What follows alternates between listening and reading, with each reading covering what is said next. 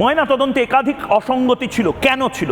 সূর্যাস্তের পরে অভয়ার ময়নাতদন্ত, অপূর্ব বিশ্বাস আপনি বেআইনি কাজ করেছেন। সূর্যাস্তের পরে ময়নাতদন্তের জন্য এসআই এর সই ছিল, সাব ইন্সপেক্টর, ইন্সপেক্টরও নয়, ওই থাকার কথা ডেপুটি কমিশনার বা কমিশনার লেভেলের বা ম্যাজিস্ট্রেট লেভেলের কোনো অফিসারের ছিল না। ডিসি পদমর্যাদার আধিকারিকের সুপারিশ করা হয়নি। একাধিক ফরেন্সিক বিশেষজ্ঞ জিজ্ঞেস করছে, বাস থেকে নমুনা সংগ্রহ করা হয়েছিল কি?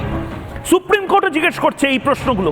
দাঁতের ফরেন্সিকের জন্য নমুনা সংগ্রহ করা হয়নি, তার উত্তর কে দেবে? দেহ সংরক্ষণের পরামর্শ দেওয়া হয়নি, আপনি তো দিতে পারতেন। সঠিক তাপমাত্রায় বীর্য সংরক্ষণ করা হয়নি।